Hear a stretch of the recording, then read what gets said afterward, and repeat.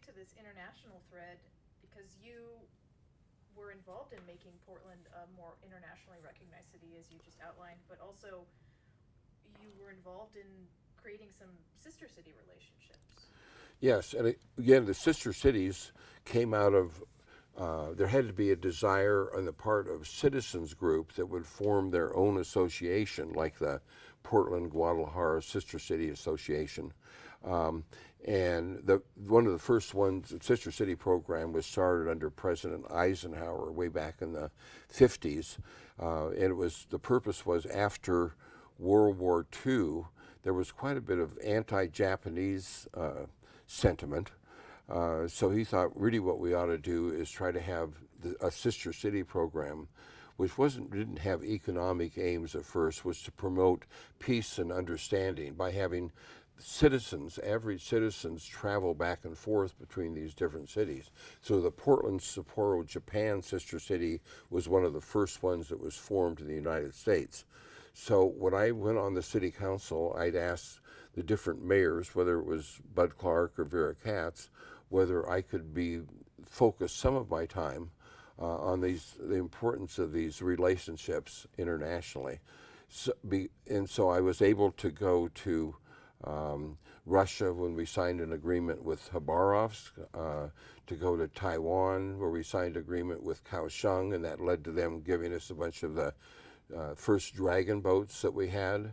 I was able to go sent by Bud Clark. One time he said, can you go to China with a small delegation and look for the perfect sister city? So we traveled to several places with a small group, and we ended up choosing Suzhou, China. Well, that had the blessing because in that first trip I was able to go to a garden that the Lansu classical Chinese garden here is patterned on, and because of the support of Mayor Katz really raising a lot of the money for that. And then also in that trip to China, we went to Fuzhou, where we saw something that was like Salmon Street Springs. The director of PDC was on that trip, and I said, we ought to go back to Portland and develop our own fountain that people could gather around. It would be great for building community, and that was one of the things that I saw in these trips. Every trip to, whether it be to Guadalajara or whether it be to these sister city in China or Japan, I would always keep my eyes open for things that they were doing that might really be transferable to the city of Portland in terms of projects. Those projects might relate to energy efficiency, but frequently they were things like so anyway, I went to something like 7 sister cities, signed a number of the agreements, but it wasn't my initiative. It's important to know these were citizens of Portland said we ought to have one with Bologna, Italy. The one with Guadalajara had existed for a long time, so to establish that close relationship between the Latino community in Mexico and in the United States. I actually had the honor of even going to the one in Ashkelon, Israel, that needed some more cementing in terms of their relations, that resulted in a 2-week trip through Israel. So all of these things, I think, added to what I'm going to call the education of a city commissioner. So you had more of a world view. And in fact, that world view was such at a certain point in time, I was working with nationally with a bunch of other elected officials, and we thought we ought to use the power of cities even toward more peace. And there was the United States at that time under the Reagan administration was supporting the overthrow of the Nicaraguan government. And so I went with a delegation to Corinto, Nicaragua. We established a city, sister city, and had the mayor of Corinto, which was the first time he'd kind of left that city, come and speak to the city club here. And at least people develop a perspective of what it was like in these more undeveloped countries. Well, related to Lansu, I want to talk about your involvement as the liaison with arts and sports facilities. So that's an example of an art and culture Yes. related facility. So first let me just talk about the sports first, because I think one of the things that was, of course, wonderful if you're a sports fan, exciting assignment to have, the liaison to the Coliseum, which are run first by the ER Commission and then by Merck, and then the Rose Garden, which is now called the Moda Center. So I was on the team working with Bud Clark to negotiate with the Paul Allen, now it's Jody Allen owns that, or is the leader of it since his death. And so that was a tough negotiation that went on for months and had dozens of attorneys and everything to have the Rose Center built. So that was really quite an achievement for the city of Portland, because it was a $262 million project at that time, and the city's share was only $34 million, which was actually paid back by bonds from parking revenues. So the interesting part of that was we had Paul Allen funding at that time, which was a state-of-the-art facility where there was really basically no city funds that weren't being paid back. And comparing that to other arenas that were built all around the United States, in the majority of cases, the city government ended up putting up most of the money to get new sports facilities.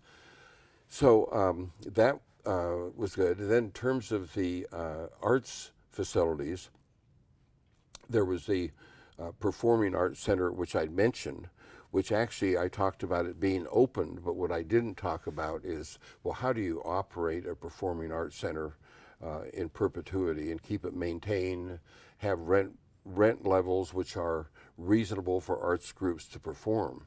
So that problem goes on to today, but I've spent a lot of time trying to work on alternative funding to make sure that those facilities were well maintained and you had reasonable rent facilities. It seems like kind of a obscure kind of area, but if your rents are too high and the symphony or other theater groups can't really afford to perform in there, then the whole idea of that investment, it means that you've kind of wasted your money if you can't keep it open. So that was just one area that I worked on a lot. I don't know what else to really say about it. Well, I just think about there are such Portland landmarks that you've been involved in. Another one is Pioneer Courthouse Square. Right, and that was when I first went on the city council. I'd only been on for a few months. There had been planning that had been done and an international design competition to build Pioneer Square. And it's one that would probably shock people right now, because they look at Pioneer Square and they assume that was always something that was going to be done, was easy to do. But as a matter of fact, it was extremely controversial because a number of people in the business community that owned property nearby were concerned about Pioneer Square being taken over by the homeless and transients and being kind of an eyesore rather than something the city could be proud of. So they wanted an enclosed facility that we would charge, that people would have to pay to get inside. It might be something like a botanical garden or something that would have bird life in it or something like that. But working with the people who'd won the design competition and working with citizen groups, myself and my office worked very hard to make sure that we stayed with the most expensive piece of property in the city. Pioneer Square was one that would be totally open to the public and one where you could have events that would go on, two-thirds of the day of the year. You'd be having music or festivals or something like that. But that was quite a struggle, and it involved, I was co-chair of the campaign to raise the funds for it with Commissioner Charles Jordan, and also we started the brick campaign, which ended up selling more than 50,000 bricks. And once we started selling those bricks, and you could see the city of Portland citizens were invested in that project, there was no way that it was going to be turned around at the city council level. So we did have a big hearings and we had a vote, and eventually the city council voted unanimously to go ahead with that design, which people enjoy today. And it was a parking lot before that, wasn't it? Yes, and the Portland, so what had happened historically, it was the Portland Hotel, which was sort of the premier hotel in Portland. That was torn down, and it had been a parking lot for many, many years, and that was, kind of an eyesore. So it was started under Mayor Goldsmith getting federal funding, and then you had the federal funding and city funding, and you had the brick sales and all of that coming together to make it work. I don't know if you saw in the questions we had shared that the Oregonian described it as your first political battle, and it represented your quest for social justice, embodied your value of public amenities, and provided an everyman stage for the cultural life you love. Well, I wish I'd written that. That sounds pretty good. But I think it was a social justice aspect to it, in that it was, you take the most expensive piece of property in the city and it's going to be open to the public rather than something you had to pay to get into. But it was a bigger battle than people remember. They were just showing movies there last night. They started that again. Oh, did they? Oh, good. Yes. And they've got food carts, and I know that people use it all the time. It's a lovely part of the city. I want to talk about your work with Parks and Recreation. So you mentioned East Bank Esplanade with Mayor Katz. I also have a note, Springwater Corridor, Waterfront Park you mentioned, renovation of the park blocks, and first park levy in 40 years got passed. So talk me through some of that work for Parks and Rec. In 1985, when Bud Clark became mayor and he said, what assignments you'd like to have, I thought, oh, gee, I'd love to work with Parks and Recreation because it's such a, I guess, kind of a joyous assignment. Well, one of the things that at that time we didn't know, you had a couple things operating. One, Portland's economy was not that good. There were a lot of budget cuts. Ballot Measure 5 had passed, which meant that we had to have further budget cuts. The federal government cut revenue sharing. President Reagan had gone to one meeting where he spoke and he said, I will never cut revenue sharing to the city, and everybody cheered. But a few months later he did, and that meant we had to cut our budgets again. So Parks was always under pressure. But in spite of that, we were able to do some really great things. New parks out in East Portland, like Powell Butte, Ed Benedict Park, Ventura Park, preparing for Cully Park, which is happening today. And then one of the, I think, big accomplishments was the East Bank Esplanade. So when I was Parks Commissioner, there was a lot of pressure of people saying, well, it's in such a bad location. Excuse me, this is, the water bottle is popping. So, yeah, we'll take care of that. So, anyway, in spite of the controversy with the East Bank Esplanade, where some people said it'd just be a waste of money to put a park down close to a major freeway, because nobody would want to be there if there was a noise that was adjacent to it. And also it was sort of a hangout at that point in time for people who, let's say, were homeless or something. And so, but basically, I, as Parks Commissioner, made sure that we got the planning money so that we could have a design to do that. And then that followed, as it often happened with the projects I worked on. When Mayor Katz was mayor, she became mayor.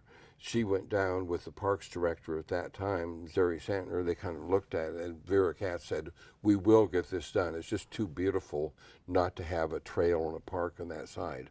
So that resulted in what we have. And the same thing happened with actually the Springwater Corridor. So when I went on the council, there was something called the 40-mile loop, which was really a 140-mile loop of walking trails and bicycle trails through the city that were all connected. But what wasn't connected was Springwater Corridor. With some great work on the part of staff people in my office, they were able to work with property owners and other jurisdictions to be able to get the final links so that the Springwater Corridor would connect with the East Bank Esplanade. And there were a lot of other things that were done in the parks at that time. And some of the things are just so kind of crazy. When I think of the stories that happened, Bill Nato was the chair of every election in my 4 elections in the city. And I had a very good relationship with him. And I remember he'd call me sometime just to talk about what a glorious day it was. Don't we have a grand city or something like that? Yeah, but he called me one day and he said, I've got an offer from a group in Japan to provide cherry trees for all along Waterfront Park in the north part. And I said, that sounds like a great idea. I think we ought to do it. He said, well, there are some, bunch of city ordinances, things that need to be approved. I said, well, let's just go ahead and do it. Say yes to the cherry trees, we'll get them in. And then I kind of, sometime when I drive by or I walk by and look at those cherry blossoms that come out a certain time of year, I'm thinking, again, it's one of those things, not that I did it, but it's somebody, it was basically Bill NATO working with people that, in Japan that got those donated. Yeah, as part of that Japanese American Memorial Plaza. And yes, and that was another thing that was approved when a waterfront park was first approved. The idea was to really have more of a grassy park where you wouldn't have too many monuments, structures.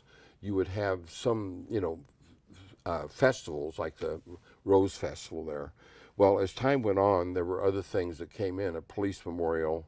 There was the Japanese memorial, which is such a phenomenal educational piece in terms of what happened during that era. So we did start approving a number of different things that was going to make the city just like again, it had to do with social justice, a knowledge of history, which a lot of us felt were so important. You've mentioned staff repeatedly, so can you walk me through what your staff structure was like when you were a city commissioner? How many people were working directly for you? So there were, in my office, you generally have like about 8 to 10 people on the staff. And one of the things that I did was I figured, so I read about in terms of good management, you tried to hire people that were smarter than you were. So I was able to hire people that really had PhDs. I hired people that had, Steve Lowenstein was an executive assistant that was, published books, had been in Ethiopia setting up a legal system, had been in South America doing that. So it was clear, like when I would interview these people, I'd say, oh my God, these people are blowing me away. So there were really dozens of people over those 17 years that I hired. And one of the measures of that is that not only were they outstanding and as staff people in City Hall, is how many of them went on to careers that were the head of the energy trust for the city, for example, one of my staff people. And they basically ended up being very successful in their own right. It wasn't really something because they were working for me. And I think that one of the things we did that was unusual is that I didn't just sort of hire people because they looked good on paper, but I had all the other staff people in the office interview anybody that was being considered to join that team. And the reason I did that is I kind of knew that it had to operate as a team, filling in for each other, supporting each other. We had brainstorming sessions together. We had a lot of annual, semi-annual retreats to figure out what we were going to try to achieve. And if that wasn't working in harmony as a group, that the whole thing could really collapse. Sounds like relationships have been important throughout your life and your career, starting with your foundation with your family and continuing. Right. And, it is interesting in that one of the questions that's probably for later interview has to do with the pros and cons of being a city council member. But I'll kind of work it in now is that probably if somebody listened to this interview or looked at my files in the City of Portland archives, which are something like 286 boxes of, project papers, some projects we worked on, you might say, wow, it seemed like that job was all consuming. Well, at the same time you're working in the city commissioner, you have your personal life. You've got your marriage or marriages. You have your basically kids, grandkids, You've got your friendships to maintain. And so it's always kind of a really kind of a push-pull situation where there's tremendous sacrifices that not only I made in terms of the time that was spent with my family, but what I would see in terms of other commissioners and mayors that I worked with. I could get a firsthand kind of behind the scenes of the impact those jobs were having on their relationships, which were always, kind of under pressure, frankly. And you kind of see that. You see people in politics and it used to look like it was glamorous at one point in time. Now people in politics are kind of under siege from citizens who are unhappy about what's going on. But I certainly saw a lot of people that, went through a lot of challenges because of the demands of the job. And you said in the beginning, an average week was about 50 to 60 hours? Yeah, I think if you were, the basic 40-hour week, is something that never really happened because in fact, one of the things I did when I left office, I actually spent some time figuring out how many meetings I'd gone to. It totaled up to 35,000 because the city council met, and then you'd have all these other individual meetings, and then you'd go out to all these banquets, and then you were working every weekend. And I kind of extrapolated that after doing a one-year study of what my schedule was. And so it would be, frequently those would start like at 7:30 in the morning, and you might end up, your schedule would end about like 9 o'clock at night. And then you'd have just a continue, and then at that point in time too, and it's something I've talked with the current city council members about because I know how demanding the jobs are now. Of trying to maintain that standard and have a culture of customer service. So we had certain standards we would return all phone calls from citizens within 48 hours. We didn't even have email when I started. So if somebody sent a letter to you or they had a phone call, you had to respond to those very quickly. Sometimes that meant staying till 7 in the evening, coming down on a Saturday with the list of phone calls that needed to be returned. But I felt in that job there was a responsibility to get back to everybody. And I think too, and the city has grown. So the job, it's a larger city, it's more complex because of the nature of the problems we have. But I also felt a lot of the citizens deserved to be able to come in and see me personally, or I should go out to their home or their business and look at what their issue or problems were. So it seems kind of crazy maybe at the current time with the size of the city being it is now. But I would go out if somebody said, there's potholes on the street, the buses go over them, it causes my house to shake. I'd say, oh, okay, well, I'll schedule to go out and see what it feels like sitting in your living room. In fact, I ran into somebody the other day, they stopped me in the street and said, I can't believe it, I really appreciated the races were going on out in North Portland at Portland International Raceway. And I remember that you came out and sat in my backyard and race day because the neighborhoods were complaining about the sound level, that it was affecting their quality of life out there. But that's just kind of the way that I felt that the job should be done. As I say, I'm not questioning the people now. They are working as hard as they can, doing the best that they can right now with the current situation. But it made the job very personal in that way, and probably realistically, and I didn't think about it doing it for political reasons, but it's probably also why I was able to get elected and re-elected 4 different times, and by the time I left my last election, I had about an 80% of the people voting for me. So maybe it did pay off politically. For a long time the longest serving commissioner, and you were surpassed by Dan Saltzman eventually. That's right. Yeah. What about media access? I tried to do some research ahead of our interview, and the Oregonian has since all been digitized, but there were, I think, 2,000 articles that came up with your name as city commissioner, so it was quite a mountain to get through. How would the media follow you around when you were doing work? Yes, as a matter of fact. Well, when I started on the city council, it was the whole situation with the media was different. And I mentioned it because all the TV stations were in every meeting, the radio stations were there, and in fact, interesting enough, that was one of the things that led to the marriage that I'm in right now is to a person that is Carolyn Myers Lindberg was a radio reporter for KXL, and she was covering City Hall for several years, and that's how I met her, which led to getting married. But so people at that point in time, citizens, had a real close-up idea.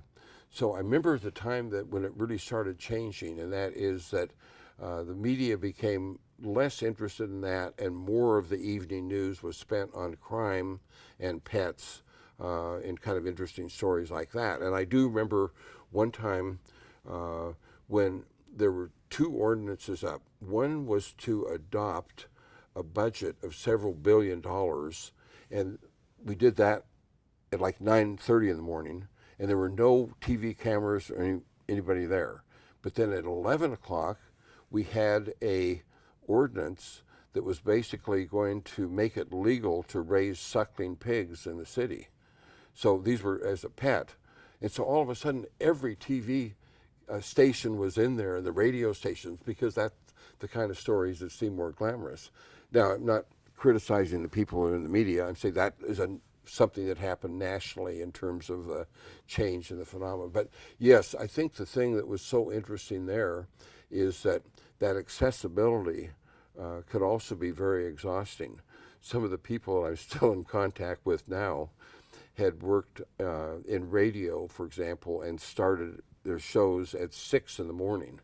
So at 7 a.m., they might call me at home and get me on live to talk about something that was going on in the city. And I just thought, well, that was something that we should do. I didn't think I should have a private, unlisted number and kind of be able to sleep in sometime. Maybe you might call it 6 a.m. So you had that, and then you had a much greater scrutiny, when you were out after work, in the evenings, you're running into people. The media might, call you at 11:30 at night, have a deadline for the Oregonian that was going to be published for the next day. So anyway, that's the way it was. Was your phone number in the phone book? Well, so I'm probably so old there was actually a phone book, right? Everybody had my number. Yeah, I think it was in the phone book at that time because I would get calls at home from citizens. That's funny we mentioned it because I spoke at the memorial recently for Bud Clark, and when I was looking historically through the archives as to what other mayors had done, he had referred to a mayor in the early 1900s that actually would take calls at home, all the way up through the evening and everything like that. So it was more typical, and I think for good reasons in terms of having some privacy. In terms of over time, there were more security issues too. And there were some when I was there where, you basically had threats from different people following you around, maybe thinking that I saw you on TV and I know you weren't telling the truth all the time, and if I beat your head against the wall, you probably would. They might tell the police or something like that. And we did have a lot of unfortunate adventures because we also had a lot of hate crimes. It was a time where the skinheads were big. I remember being almost run off the road one time. Person tried to run me off the road because I had a Celebrate Diversity sticker on my bumper sticker. It was kind of like a rainbow. And I was driving down to Salem to testify, and a car followed me, and I had to get up to 110 miles an hour to outrun it. And they tried to run me off a road. It was like, I don't know, painter's truck or something like that because of that sign.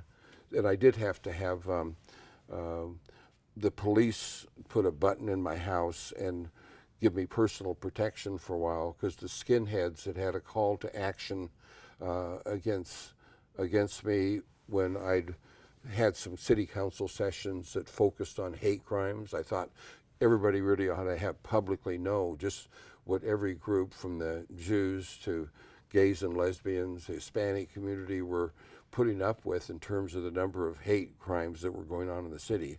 But it got the skinheads all excited, and decided they had a call to action against me, so we had to have some police protection there for a while. Well, you were commissioner when Mulligeta Sarah was murdered. And Right, it was right after that. So because of Mulligeta Sarah, we really mobilized as a community to see we're not basically going to be a place where we basically tolerate hate groups coming in and dominating the conversation and intimidating other people. And that was during that time where the skinheads were sort of, I'm going to say prominence, but they rose to being a real presence in the city. well, and related to that, were you involved in, or could you be as a commissioner, the work against ballot measure 9? Or anything Yes. like that? Right, I was very involved in that. In fact, I can to this day see the visual of the group that was opposing ballot measure 9 coming into my office, and they knew I was going to be, working, helping on their campaign. But they said, well, how much can you make a contribution? I said, oh, I can, yeah, They said, how big's your credit card limit or something like that. But yes, I was very active in that, and then also ended up, as did some other council members, hiring a gay man, Keiston Lowry, on my staff, who, when he was on my staff, there were certain people that demanded that he be fired because our office was working on ordinances that had to do with domestic partnerships in healthcare and things like that. So I kind of got all in the middle of a lot of the things that had to do with gay and lesbian rights, and which now we call transgender rights.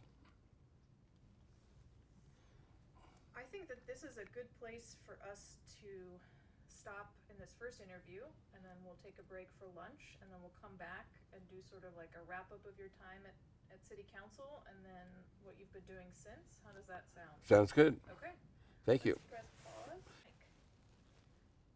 Going back to what we discussed this morning, I'm hoping you can walk me through a few things that you brought up.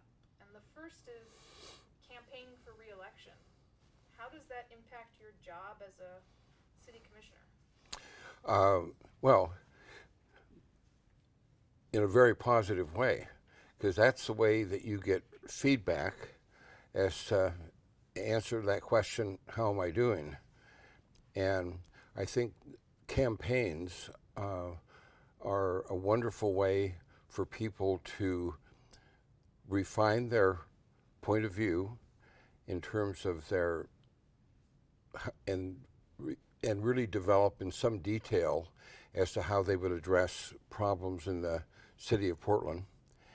And I think that if it's a tough campaign, the tougher really the better that it is in terms of developing the skills of the candidate, which makes people a better city commissioner. And to give you an example, I think I went through the toughest campaign in 1984 and had formidable opposition.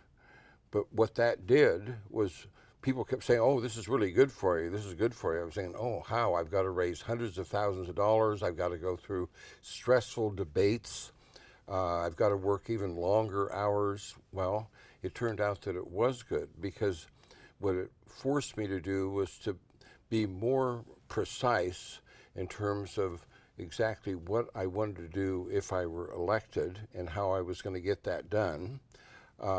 It was good to really go back and help me to evaluate the things I'd done in my last term and take a hard look at myself, whether I'd been, let's say, a strong enough leader.